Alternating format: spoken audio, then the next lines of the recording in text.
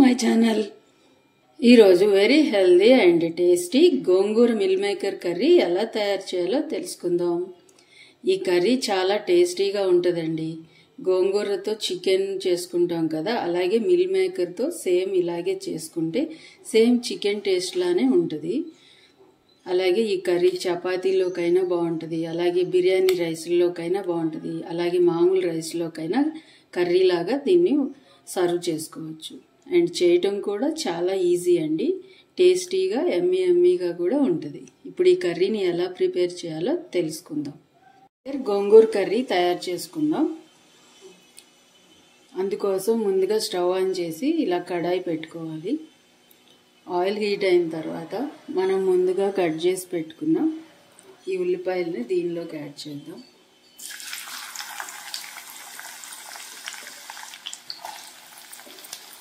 ఇలా యాడ్ చేసుకొని బాగా కలుపుకోవాలి.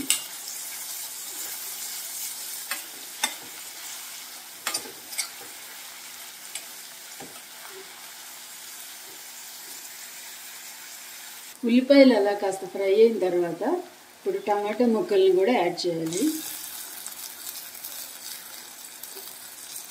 గోంగూర మిల్ మేకర్ కర్రీకి టమాటాలు ఎందుకు అనుకుంటున్నారా? గోంగూర పుల్లగా ఉంటుంది, అయినా సరే కాస్త టమాటా కూడా యాడ్ చేస్తే ఆ టేస్ట్ వేరేగా ఉంటుందండి. టేస్ట్ బాగుంటుంది, అందుకే నేను టమాటా కూడా యాడ్ చేస్తున్నాను. ఇలా యాడ్ చేసుకొని బాగా కలుపుకోండి. ఇప్పుడు దీనిలోకి మన టేస్ట్కి తగ్గట్టు సాల్ట్ యాడ్ చేద్దాం. సాల్ట్ యాడ్ చేయడం వల్ల ముక్కలు త్వరగా మెత్తబడిపోతాయి.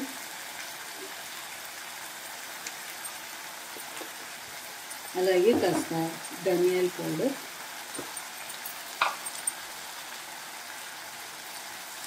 లైట్గా యాడ్ చేద్దామండి. మనం గోంగూర యాడ్ చేస్తాం కదా, ఆ ఫ్లేవర్ పోకుండా ఉండాలంటే ఇవన్నీ లైట్గా యాడ్ చేయాలి, ఎక్కువ యాడ్ చేయవద్దు. అదొక డిఫరెంట్ టేస్ట్ వస్తుందని నేను యాడ్ చేస్తున్నాను. అలాగే కాస్త అల్లం వెల్లుల్లి పేస్ట్, అది కూడా అంతేనండి, లైట్గా యాడ్ చేయాలి. మనకి గోంగూర ఫ్లేవర్ బాగా తెలవాలంటే ఇవన్నీ తక్కువ మోతాదులో యాడ్ చేయాలి.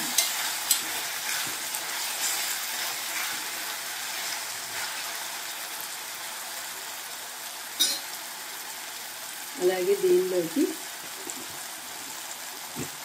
కారం కూడా యాడ్ చేద్దాం.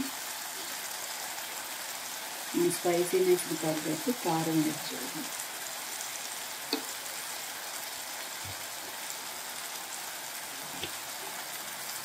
అలాగే పసుపు కూడా యాడ్ చేయండి. ఇవన్నీ యాడ్ చేసుకొని కలుపుకుందామండి.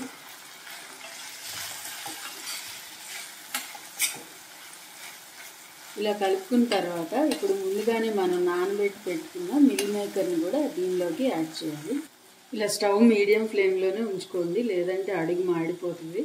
ఇప్పుడు మిల్ మేకర్ని యాడ్ చేయాలి.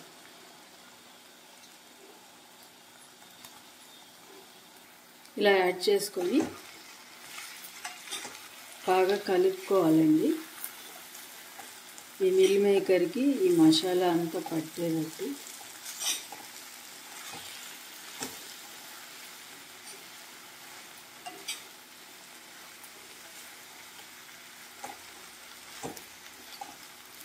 మీడియం ఫ్లేమ్లో పెట్టుకోండి స్టవ్.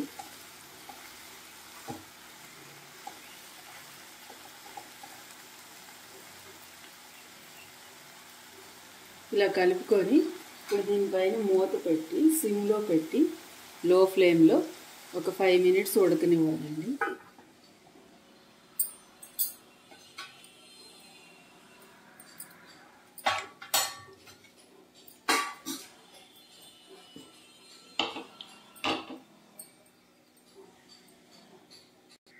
అది లో ఫ్లేమ్లో ఉడికే లోపు మనం ఇలా గోంగూర పచ్చిమిరకాయలు ముందుగానే ఇలా ఫ్రై చేసుకొని మిక్సీ జార్లో తీసుకొని పేస్ట్లా చేసుకోవాలండి.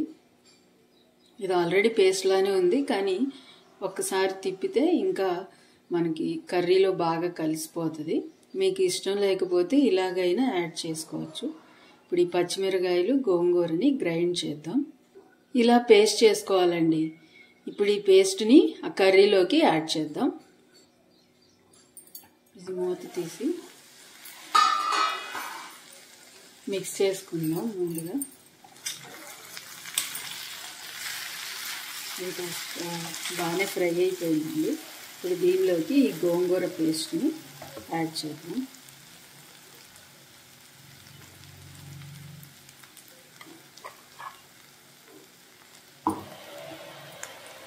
ఇలా యాడ్ చేసుకొని బాగా కలుపుకోవాలండి. ఈ ముక్కలకి ఈ గోంగూర బాగా పట్టేటట్టు మిక్స్ చేసుకోవాలి.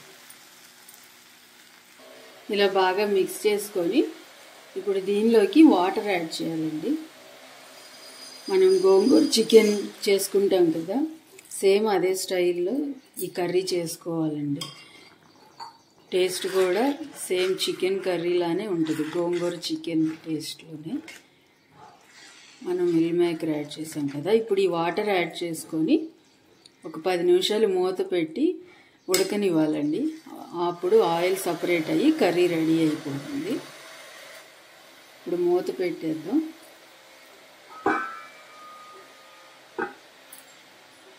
ఇలా 10 నిమిషాలు ఉడికిన తర్వాత ఇప్పుడు మూత ఓపెన్ చేద్దామండి. ఇలా ఆయిల్ సపరేట్ అయిపోయి కర్రీ రెడీ అయిపోయింది. ఇప్పుడు దీన్ని బౌల్లోకి ట్రాన్స్ఫర్ చేసుకుందాం.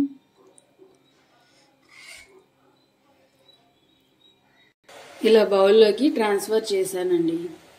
అంతేనండి. ఇలా ట్రాన్స్ఫర్ చేసుకొని సర్వ్ చేసుకోవటమే.